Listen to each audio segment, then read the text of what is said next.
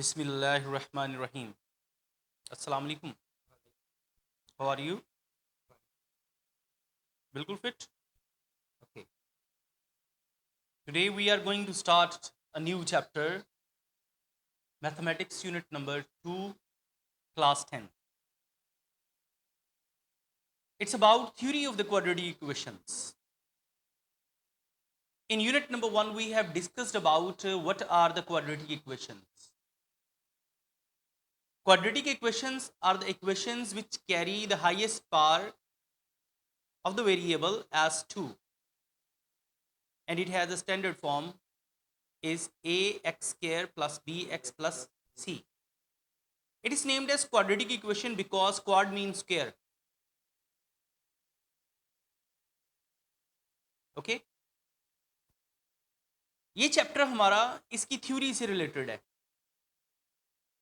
आज हम उसका पहला टॉपिक करने की तरफ जा रहे हैं जो कि है nature of the quadratic equations. Basically nature हम निकालेंगे रूट्स की. Nature of roots. ओके? जो आप किसी भी क्वाड्रेटिक इक्वेशन को सॉल्व करके x की वैल्यूज, लेट्स सपोज एक क्वाड्रेटिक इक्वेशन आपने सॉल्व की, एक x की वैल्यू -1 निकली, दूसरी 3 निकली.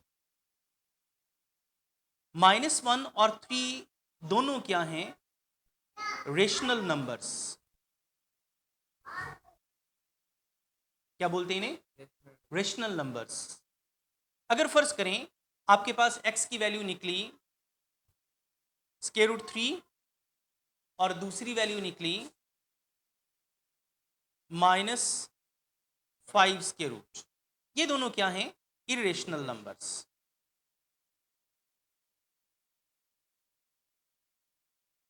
ठीक है? अब फर्ज करें आपने कोई क्वाड्रेटिक इक्वेशन सॉल्व की और उसमें जो रेडिकेंड है वो नेगेटिव आ गया. ठीक है? रेडिकेंड क्या आ गया? नेगेटिव. यानी फर्ज करें को आपका सोल्यूशन सेट निकला 1 + -3 होल स्क्वायर रूट. अब ये रेडिकेंड अगर नेगेटिव आ जाए तो फिर वो कौन सा आ गया? Complex numbers. ठीक है? In these 3 examples I have discussed that the nature of the roots could be rational, could be irrational, could be imaginary, could be complex. Okay? ये जो दोनों हैं रेशनल और इरेशनल, इन दोनों को बोलते हैं रियल नंबर्स. इनको क्या बोलते हैं? रियल. क्योंकि रियल इन दोनों का सुपर सेट है. रेशनल को हम क्यू बोलते हैं और इरेशनल को क्या बोलते हैं? Q prime. तो Q union Q prime is equal to R. क्या बोला? Q union Q prime equals to real numbers. Okay? अच्छा, अब हमें क्वाड्रेटिक फॉर्मूला क्या हेल्प करता है कि आप नेचर ऑफ द क्वाड्रेटिक यानी जो रूट्स होगी वो कैसे कैलकुलेट करेंगे. हमारे पास जो क्वाड्रेटिक फॉर्मूला है वो क्या है? x equals to -b + -b square -4ac whole square root over 2a. okay? Here the radicand, which is b square -4ac, is called discriminant, which helps to calculate the nature of the roots. यानी इसको हम क्या बोलते हैं? Discriminant. b square -4ac, इसे DISC भी लिख सकते हैं, अकेला d भी लिख सकते हैं. यानी अगर आप इस पूरे फॉर्मूले से कोई सवाल सॉल्व करने की बजाय जस्ट इस पोर्शन को सॉल्व कर लें, वो किस किस्म का रिजल्ट दे रहा है, उससे आपको जो है वो नेचर का पता चल जाए. Okay? So to find the nature of the root, there are 4 rules. Now we will discuss the rule number 1.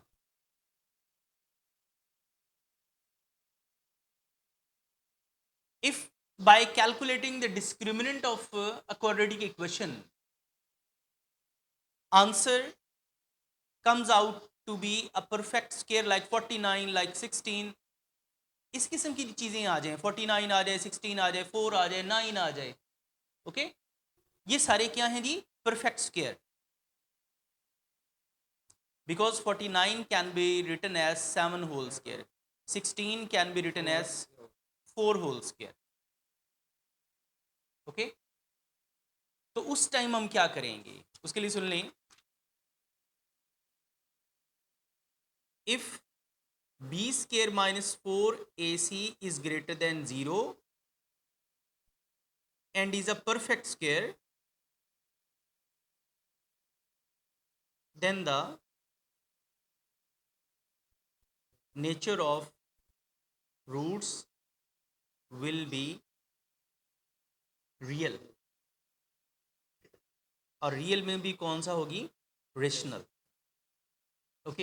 एक एग्जांपल लेते हैं, फर्ज कर लें हमने B square minus 4ac solve किया और इसका आंसर आ गया जी 49, कोई भी इक्वेशन से अगर हम उसे क्वाड्रेटिक फार्मूले में पुट करते हैं, minus B square minus 4ac square root over 2a, तो b की कुछ भी वैल्यू हो, हम सपोज कर लेते हैं b की वैल्यू 1 है, सपोज कर लेते हैं, क्योंकि इक्वेशन हमने राइट नहीं की, हम जस्ट उसका एक रूल डिस्कस करने जा रहे हैं, तो सपोज कर लिया b 1 और a भी क्या है 1, इसकी जगह पे क्या लगा दिया आपने 49, okay, x equal to minus B plus minus 7/2। अब देखिए अगर हम इसको सॉल्व करते हैं तो -1 + 7 6/2 3 आ गया, -1 -7 -8 डिवाइडेड बाई 2 -4 आ गया, यानी इसका आंसर 3 और -4 आ गया। मुझे ये बताएं कि क्या इनके ऊपर रेडिकल साइन है, तो फिर ये कौन से हुए, रेशनल, ओके। इसलिए आप रूल नंबर 1 आपको ये बताता है कि if discriminant is greater than 0 and is a perfect square, कि वो आ जाए ऐसा जो किसी चीज का परफेक्ट स्क्वायर बन रहा है, then the nature of the root will be real, और वो भी कौन सा, रेशनल, ओके। अब रूल नंबर 2 पे आते हैं, if b square minus 4ac is greater than 0 and is not a perfect square, तो फिर क्या होगा, देन द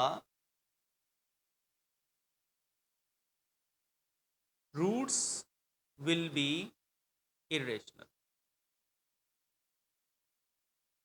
ठीक है, यानी होंगे तो रियल, लेकिन उनकी कौन सी टाइप होगी, इरेशनल। कैसे भला, उसके लिए जरा देखें कि फर्ज कर लें कि आपने b square minus 4ac solve किया और उसका आंसर निकलाया 3, क्या आंसर निकलाया 3, तो उस टाइम हम क्या करेंगे,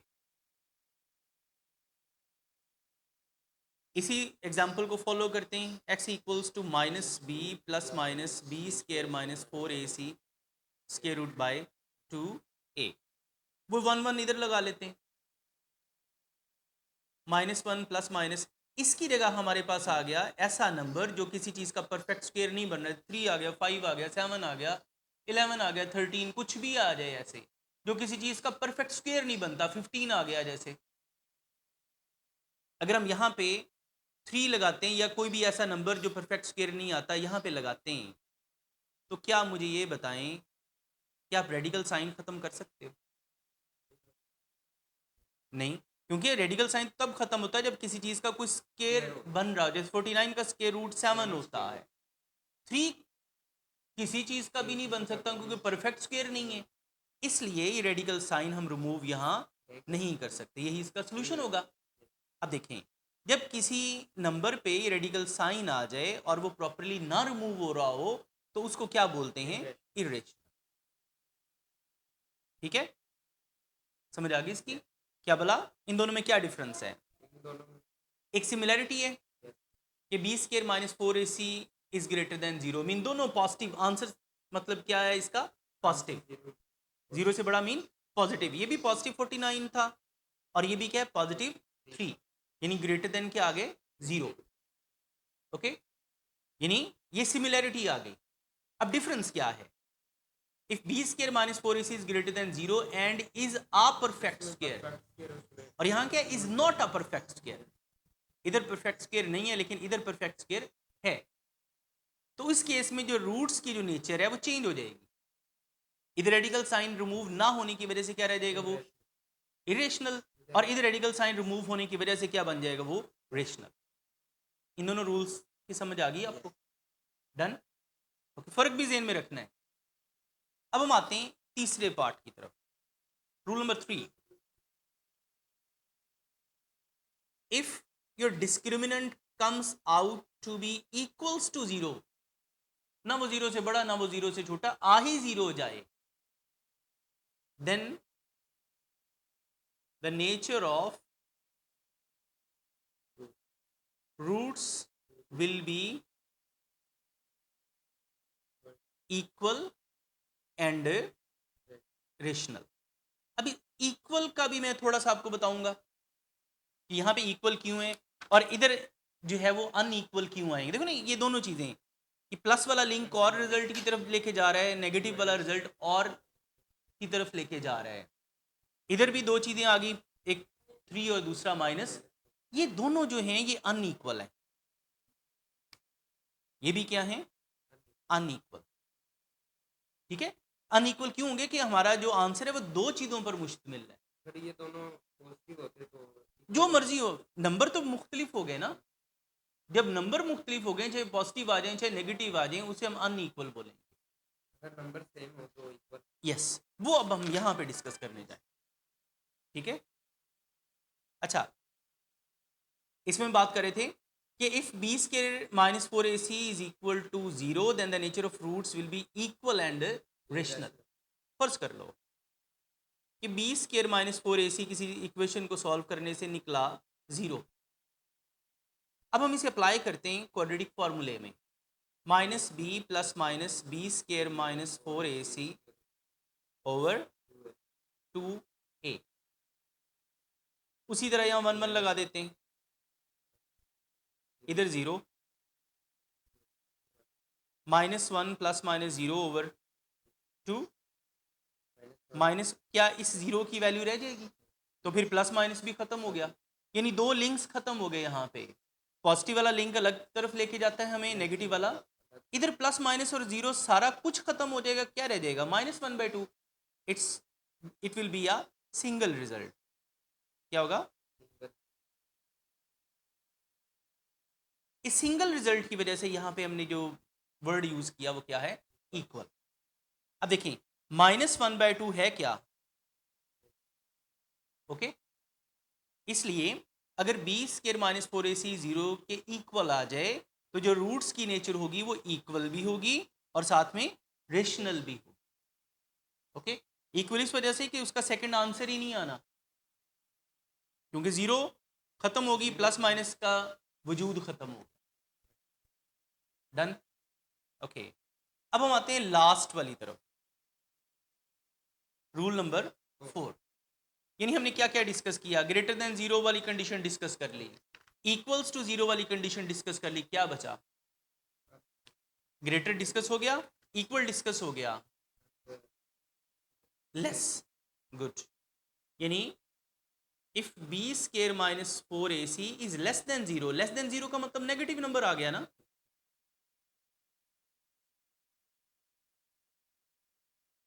उस केस में क्या होगा, उस केस में जो नेचर ऑफ द रूट्स है वो बन जाएगी इमेजिनरी, मीन कॉम्प्लेक्स बन जाएगी। Then the nature of roots will be imaginary।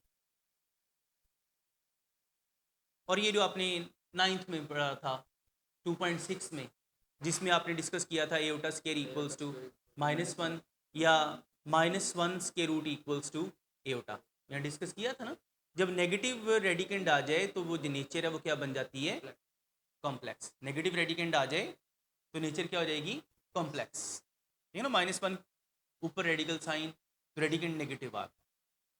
Done. Okay, अब देखें जरा, let's suppose on solving a quadratic equation, our answer comes out to be -3. It's a negative number. If we put this value in the quadratic equation, quadratic formula,